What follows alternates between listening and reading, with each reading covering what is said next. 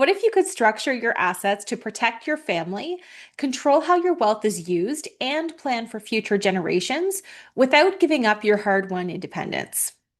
If you're new here, hey, my name is Kristen. I'm an authorized infinite banking practitioner, and I help Canadian families and business owners reclaim control over their money so they can fund their dreams with confidence and faith-led abundance. So today, I want to break down private trusts, what they are, the pros and cons, who benefits, who should think twice, and practical steps to decide whether this is a strategy that fits your family's needs. So I've had a ton of meetings lately, and I would say at least half of them, clients are coming in and they're asking about private trusts. And this doesn't surprise me. There's a ton of information online, especially when we get into the alternative finance space. So when we start talking anything crypto, sound money, all of these things, everyone talks about having money inside of a family trust and ways to structure your finances so that they're protected from taxes and all of these amazing things that are touted. But how much of it is actually true? And of that's true, how much of it is actually applicable in Canada? So today I want to break down who that's for, if it's for you, and practical steps that we can use to figure out if this is something that suits your needs. So first of all, what is a private trust? So a private trust is a legal arrangement where you or the settlor places assets inside of a trust fund to be managed by someone else. We call this a trustee for the benefit of beneficiaries according to the rules that you set out as the settlor. Now, in Canada, there's common forms, including family trusts, alter ego trusts, shared value trusts, testamentary trusts that are created by a will. So, at its core, assets are moved into the trust. The trustees manage and distribute income and assets to the beneficiaries according to the rules that you have set in place for them.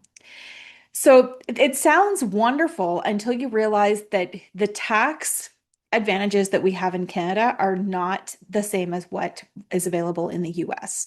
So, it varies by province, and it can influence how income is attributed, how taxes are distributed, and potential tax planning opportunities. So there's a lot of nuance that goes into this when we're talking about from one province to another. But on a whole, in Canada, we do have some rules that we have to abide by as far as taxation of trusts. And in general, we do not have the favorable tax status that our friends in the US have. So, the advantage, of course, is that you are able to determine what's going to happen with your money once you're gone. So, you can determine what's going to happen with all of your assets. So, when we've all heard of that Rockefeller waterfall method, and this is how the Rockefellers were able to keep all of the wealth in the family, they did this through their trust by making sure that everyone who had access to those funds was limited access. So, they were only able to use the funds when the trustees ensured that they met the obligations that were set out. So, for example, if someone is asking for money from the trust, they would have to show what they're using the money for, if it's a good investment, how they're planning on repaying those loans because they're borrowing money from the trust, and all those sorts of things. So it's not a simple process, it's very nuanced, but there are advantages outside of the taxation that we want to look at. So if this is something that you're considering, I want to note that we should start with some caution. Okay. Trusts are very powerful, but they're very complex. You need the proper setup, you need documentation and ongoing compliance as a base. You want these set up by a tax and estate lawyer. You want them to set up in such a way that they are airtight, that they're doing everything legal. And like I said, they're not the tax shelter that we know that our friends in the US have. So, what are the pros of having a private trust? Well, first we have asset protection and risk management. So you can shield assets from certain creditors and lawsuits. Depending on the structure and jurisdiction, there's a lot of, again, nuance that goes there. For estate planning and succession. So this would give you smooth transitions to your heirs. You can have these set up to specify distributions to grandchildren or for education or other needs, and spread out distribution over time. There is tax planning opportunities. So we can use things like income splitting. We can use income attribution rules, potentially more tax favorable outcomes in some situations. But there are deferral opportunities with certain trust types. And we'll get into that a little bit later on. The control. So you have control and governance. You set the terms and the trustee powers. So, what powers the trustees are going to have when they act on your behalf, and the distribution rules. So, you can appoint successor trustees so that this can continue long after even your trustees are gone. Now, one of the biggest advantages is the privacy and confidentiality.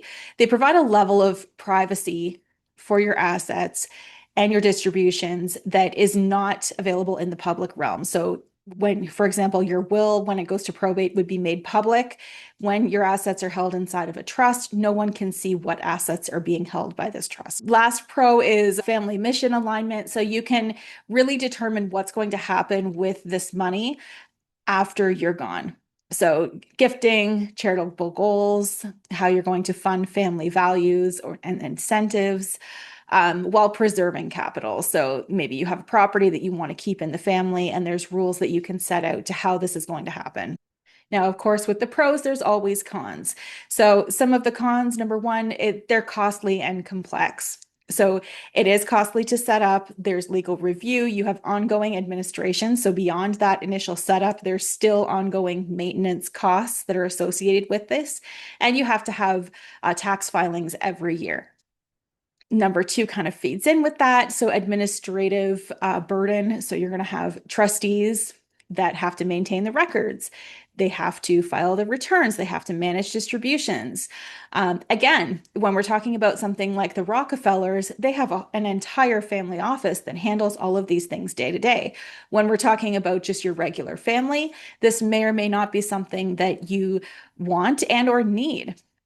So, another con is when we start talking about taxes, they're complex and they're unpredictable. So, trusts are taxed differently, varying by the provinces. Some distributions have tax implications for the beneficiaries, and those rules change from province to province, and they can change over time.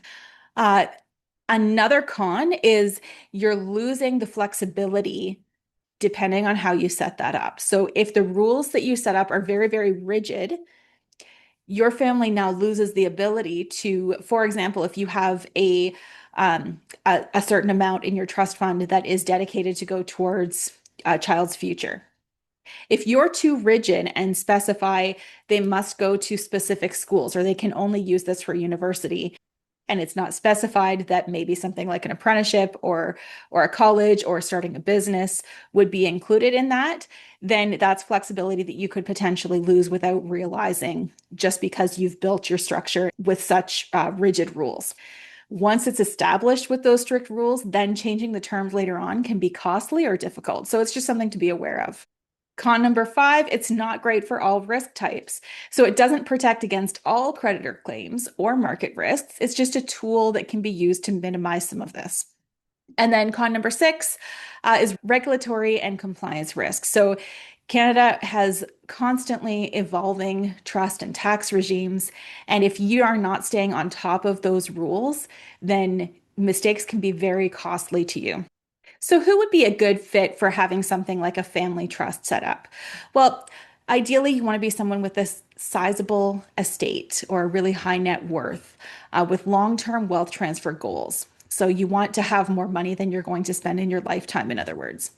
You want structured governance and a clear succession plan for your heirs or for a family business or a family property.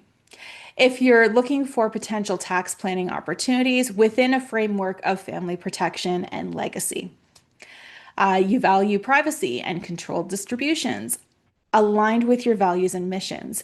So, for example, if you believe that all children should go to university, then that's something that you can set up inside of your trust.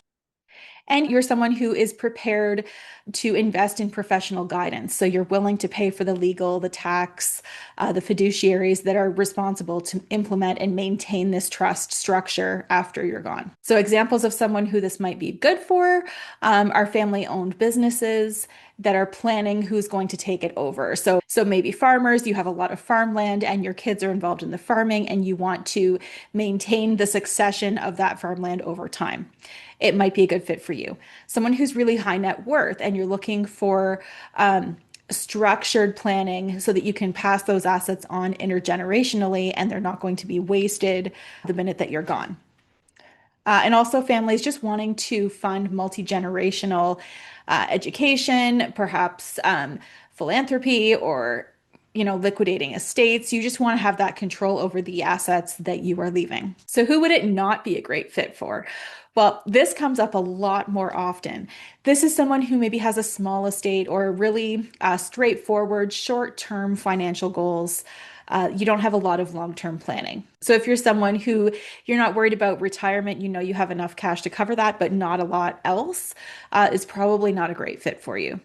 So if you're looking for a get-rich-quick scheme or really aggressive tax avoidance, or you want to use it as this aggressive tax shelter, it's probably not going to work for you. If you're someone who prefers simplicity and minimal administration, and you don't want to have to go through all of these levels of tax and legal help, it's probably not a great fit for you. And if you're not willing to comply with ongoing reporting and fiduciary responsibilities, or if you're not clear on who your beneficiaries are or how you want your long-term family plan to go, then it's probably not a good fit for you, at least not right now. So when you're trying to decide if this is something that's good for you, or maybe it's something that you want to consider down the road, but it's not great for you just yet, some things that you want to look at. So you want to look at your provincial rules. Some trusts are more advantageous in certain areas. You want to look at the costs, definitely the setup costs, but also the ongoing costs, because that can be substantial. You want to look at the legal fees, the trustee fees, which filings have to be done annually, and any potential professional management costs that are associated with that. So you want to look at who's going to be your trustees, who's going to govern this system for you, because as the settler, you cannot be the trustee. So what powers do they have? How are they going to be chosen? How are you going to choose their successors? So when you're not around, what rules are they going to have to abide by to have someone else come in and take that place? What kind of purpose are you looking to achieve overall? And does a trust actually help you achieve these family goals? So things like, again, succession, protection, your charitable goals.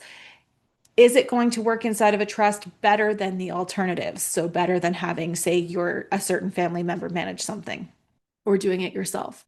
How does this work with other tax planning tools, your estate planning, your insurance strategies, including your infinite banking approach and charitable giving? So how does this work as part of your overall financial picture?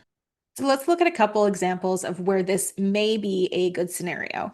So first scenario, we have a family-owned business. So if we have the next generation that wants to be involved in the family business and we want to ensure that the business is going to continue on, a private trust can help with this, with the governance, with your buy-sell provisions, how it's going to be passed on, and structured distributions to help support that transaction. So that can be life insurance can definitely aid in something like this as well. Second example, education and intergenerational planning. So if you have multi-generations in your family and you want to be able to fund education or shared family goals for the family that you're leaving behind, a trust can help by controlling the funding, give you tax planning opportunities, and help you to set up donor intent and preserve that within your system so that you know that those funds can only be used for the reason that you would like them to be. Last example, asset protection and privacy. So again, you're a family that's seeking privacy and creditor protection within legal limits. So how can a trust help? By having that structured ownership and risk management. It helps you stay within the law, and it helps you when you do pass away, again, your will that would be made public. When you have assets inside of a trust, that remains private and not disclosed to the general public. So, if this is something that you feel could be a good step for you, how would you proceed? So, first step would be to clarify your goals and your values. So, what outcomes are you actually looking for your family? Is it control? Is it liquidity? Is it succession, education? What's your end goal here? Step two would be to gather all of your essentials for a consultation with a tax and estate lawyer.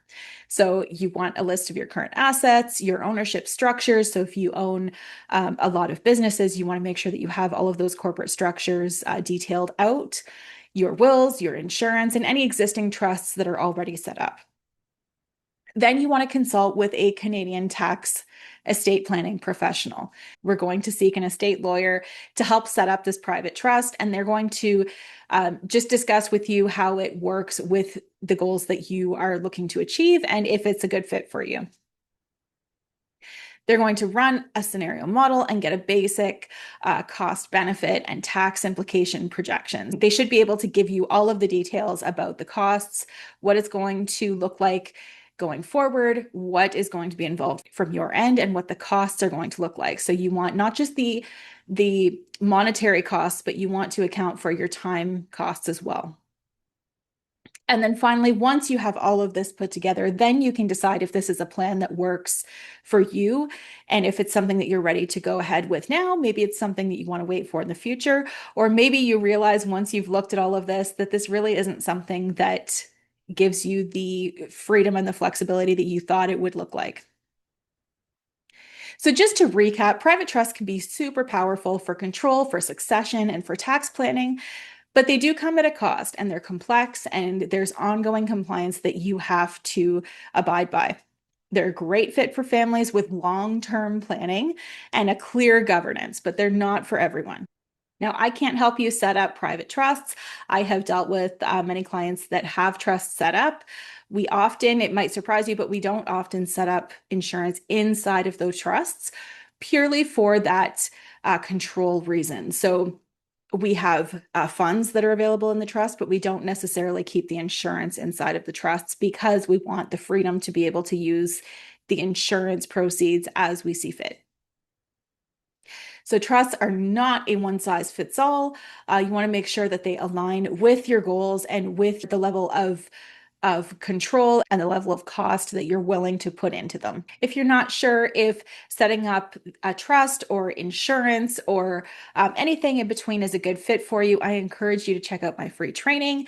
And once you've gone through that, I encourage you to book a call with me. We'll sit down, we'll look at your goals and your plans, and we'll see what we can do to help you get from where you're at now to where you would like to be so that you can live that free and abundant life that you're dreaming of.